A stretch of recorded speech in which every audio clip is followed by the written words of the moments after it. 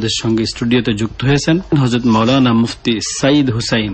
প্রথম প্রশ্ন করেছেন মোহাম্মদ সিরাজুল ইসলাম কাশিয়ানী গোপালগঞ্জ থেকে। আপনি জানতে চেয়েছেন, কেউ যদি ঘুম থেকে উঠতে না পারে, এই অজুহাতে প্রতিদিন ফজরের নামাজ না পড়ে, বাকি 4 ওয়াক্ত ঠিকমতো আদায় করে, তাহলে সেই ব্যক্তি কেমন গুনাহগার হবে? নাহমাদুহু ওয়া নুসাল্লি আলা রাসূলিহিল কারীম, আম্মা বাদ। মহান আল্লাহ তাআলা সূরা নিসার 103 নম্বর আয়াতে ইরশাদ করেন, নিশ্চয়ই নামাজ মুমিনদের উপর ফরজ করা হয়েছে নির্দিষ্ট সময়ের মধ্যে। ফজরের নামাজের জন্য নির্দিষ্ট সময় হল সুবহে সাদিক থেকে সূর্য ওঠার পূর্ব পর্যন্ত।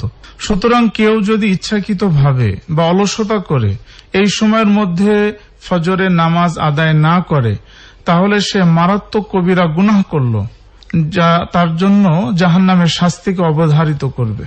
হযরত আবু হুরায়রা রাদিয়াল্লাহু তাআলা আনহু থেকে বর্ণিত, তিনি বলেন, রাসূলুল্লাহ সাল্লাল্লাহু আলাইহি ওয়াসাল্লাম ইরশাদ করেছেন, মুনাফিকদের উপর ফজরের নামাজ এবং এশার নামাজ অপেক্ষা অধিক ভারী নামাজ আর নেই। যদি তারা এর ফজিলত ও গুরুত্ব জানত, তবে হামাগুড়ি দিয়ে হলেও অবশ্যই মসজিদে উপস্থিত হতো। অন্য একটা হাদিসের মধ্যে হযরত জুহাইর উমারা ইবনে রুআইবা রাদিয়াল্লাহু তাআলা আনহু থেকে বর্ণিত, তিনি বলেন, আমি রাসূলুল্লাহ সাল্লাল্লাহু আলাইহি ওয়াসাল্লামকে বলতে শুনেছি, যে ব্যক্তি সূর্যোদয় ও সূর্যাস্তের পূর্বে অর্থাৎ ফজরের ও আসরের নামাজ আদায় করবে, বিশেষ করে এই 2 ওয়াক্ত নামাজের কথা নবীজি বলেছেন। 5 ওয়াক্ত নামাজ তো অবশ্যই পড়বে, বিশেষ করে এই 2 ওয়াক্ত নামাজকে গুরুত্ব সহকারে আদায় করবে, সে কখনো জাহান্নামে প্রবেশ করবে না। সুতরাং অন্যান্য 4 ওয়াক্ত নামাজের মতোই ফজরের নামাজ অত্যন্ত গুরুত্বপূর্ণ একটি ফরজ নামাজ। প্রকৃত মুমিন কখনো এটা অলসতা করতে পারে না। এটি আসলে অত্যন্ত দুঃখজনক একটি অজুহাত। আল্লাহ তাআলা আমাদের সবাইকে তৌফিক দান করুন। প্রশ্ন করেছে মোহাম্মদ আল আমিন, হাউজিং রোড, কুষ্টিয়া থেকে।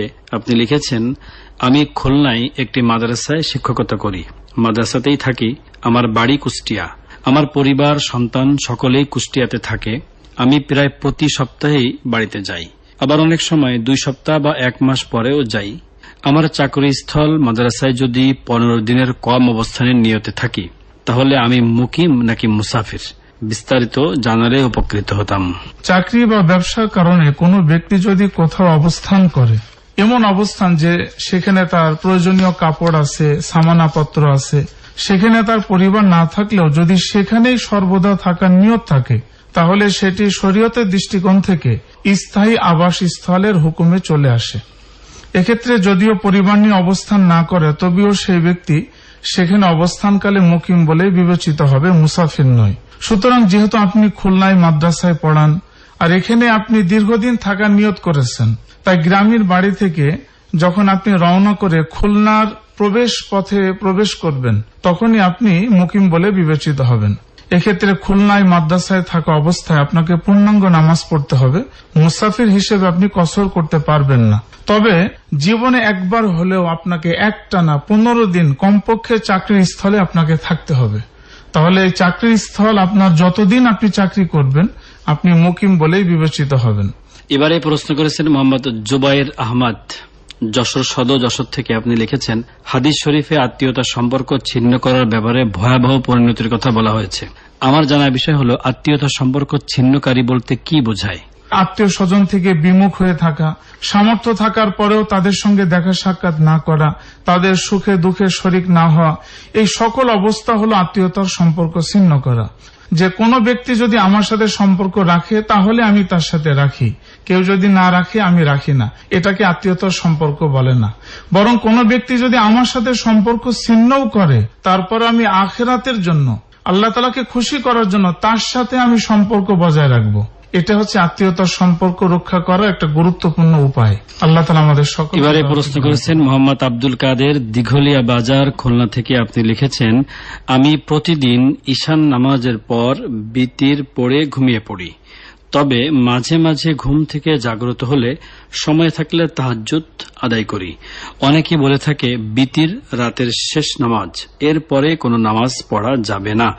এখন বিতিরের পরে তাহাজ্জুদ নামাজ পড়াটা কি আমার জন্য ঠিক হচ্ছে? প্রিয় শ্রোতা, বিতিরের পরে সুন্নত বা নফল নামাজ পড়া এটি শরীয়তের দৃষ্টিতে নিষিদ্ধ জিনিস না, বরং রাসূলুল্লাহ সাল্লাল্লাহু আলাইহি ওয়াসাল্লামের সুন্নাহ দ্বারা প্রমাণিত। যেমন হাদিস শরীফে এসেছে, রাসূলুল্লাহ সাল্লাল্লাহু আলাইহি ওয়াসাল্লাম 8 রাকাত নফল নামাজ পড়ার পর তিনি 3 রাকাত বিতির পড়তেন, বুখারীর রাওয়ায়াতে যেরকম এসেছে। তারপর বসে 2 রাকাত নফল পড়তেন। এরপর যখন রুকু করার ইচ্ছা করতেন তখন নবীজি দাঁড়িয়ে যেতেন এবং রুকু করতেন। কাজে বিতিরের পরে সুন্নত বা নফল নামাজ পড়তে শরীয়তে কোনো বাধা নিষেধ নাই। প্রশ্ন করেছেন মোহাম্মদ আকরাম হোসেন, নিউ মার্কেট, সাতক্ষীরা থেকে। আপনি লিখেছেন, অজু ব্যতীত গিলাফ সহকারে কোরআন মাজিদ ধরা কি জায়েজ আছে? যারা দোকানে পবিত্র কোরআনের কপি বিক্রি করে তাদের পক্ষে তো সর্বদা অজুর সাথে থাকা সম্ভব নয়, তাহলে তারা কি করবে?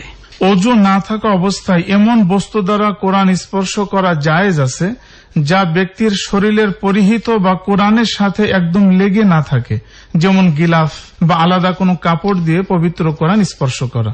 এভাবে অজু ব্যতীত কোরআন স্পর্শ করা জায়েজ আছে। কিন্তু যে কাপড় ব্যক্তি তার শরীরে পরিধান করে আছে বা যে বস্তু পবিত্র কোরআনের সাথে একেবারে লেগে আছে যা পৃথক করা যায় না, যেমন মলাট, এ সকল ক্ষেত্রে অজু ছাড়া পবিত্র কোরআন স্পর্শ করা জায়েজ নেই। আর যারা দোকানে পবিত্র কোরআনের কপি বিক্রি করেন তাদের উচিত হলো পৃথক একটা পবিত্র কাপড় রাখা। যখন ক্রেতা কোনো কোরআন কারীমের কপি দেখতে আসবেন, কিনতে আসবেন, তখন তিনি কাপড়টা পেঁচিয়ে ধরে কোরআনকে দেখাবেন। জি, এবারে প্রশ্ন করেছেন মোসাম্মদ আয়েশা আক্তার, নিরালা আবাসিক এলাকা, খুলনা থেকে। আপনি লিখেছেন, আমাদের এলাকায় অনেক নারীদেরকে দেখা যায় তাদের মাথার চুল মাথার উপরের দিকে উঁচু করে ঝুঁটি বাঁধে। এভাবে চুল বাঁধলে কি কোনো গুনাহ হবে? মাথার উপরের দিকে উঁচু করে ঝুঁটি করে চুল বাঁধা একটি জাহান্নামী নারীদের আলামত, এটি গুনাহের কাজ। এভাবে চুল বাঁধা নিষেধ। তাই এভাবে চুল বাঁধা অবশ্যই আমাদেরকে পরিহার করতে হবে। তবে যদি পিঠের দিকে ঢালু অবস্থায় চুল ঝুঁটি করা বা বাঁধা হয় তাহলে তা জায়েজ আছে, এতে কোনো সমস্যা নেই। দূর থেকে এটা বোঝা যাবে না। হযরত আবু হুরায়রা রাদিয়াল্লাহু তাআলা আনহু থেকে বর্ণিত, রাসূলুল্লাহ সাল্লাল্লাহু আলাইহি ওয়াসাল্লাম ইরশাদ করেছেন, 2 প্রকার মানুষ জাহান্নামী হবে, আমি তাদেরকে জীবিত অবস্থায় দেখিনি। এক প্রকার ওই সমস্ত মানুষ যাদের নিকট গরুর লেজের ন্যায় চাবুক থাকবে, তারা এর দ্বারা লোকদেরকে প্রহার করবে। আর দ্বিতীয় প্রকার ওই সমস্ত মহিলা যারা বস্ত্র পরিহিতা কিন্তু বিবস্ত্র, আকর্ষণকারিণী এবং আকৃষ্টা, যাদের মাথার খোপা বক্তি উটের উঁচু চোটের মতো যেরকম থাকে, তারা জান্নাতে প্রবেশ করতে পারবে না, জান্নাতের সুঘ্রাণও পাবে না। অথচ জান্নাতের সুঘ্রাণ অনেক দূর থেকে অনুভব করা যায়। সুতরাং এই বিষয়টি আমাদের পরিহার করা উচিত। এবারে প্রশ্ন করেছেন মোহাম্মদ আবু তাহের আদনান, বড় বাজার, চুয়াডাঙ্গা থেকে। আপনি লিখেছেন, আমি রাস্তায় চলা অবস্থায় অনেক মানুষকে সালাম দেই, কিন্তু তারা অনেক ক্ষেত্রে সালামের জবাব দেয় না, আবার জবাব দেয় কিনা তাও বুঝতে পারি না। আমার জানার বিষয় হলো, সালামের জবাব না দিলেও আমি কি সালাম দেওয়ার সওয়াব পাবো? প্রিয় শ্রোতা, অবশ্যই আপনি সালাম দেওয়ার সওয়াব পাবেন। সালাম দেওয়া একটি গুরুত্বপূর্ণ সুন্নত আমল, আর সালামের জবাব দেওয়া ভিন্ন আরেকটি আমল। সুতরাং কেউ যদি আপনার সালামের জবাব প্রদান করুক অথবা না করুক, আপনি আপনার সালাম দেওয়ার কারণে অবশ্যই পূর্ণাঙ্গ নেকি পাবেন ইনশাআল্লাহ। মুসনাদ আহমদ কিতাবের মধ্যে এসেছে, 22,192 নম্বর হাদিসে বর্ণিত হয়েছে, রাসূলুল্লাহ সাল্লাল্লাহু আলাইহি ওয়াসাল্লাম ইরশাদ করেছেন, যে ব্যক্তি আগে সালাম দেয় সে আল্লাহ এবং তার রাসূল সাল্লাল্লাহু আলাইহি ওয়াসাল্লামের কাছে অতি প্রিয় এবং উত্তম ব্যক্তি।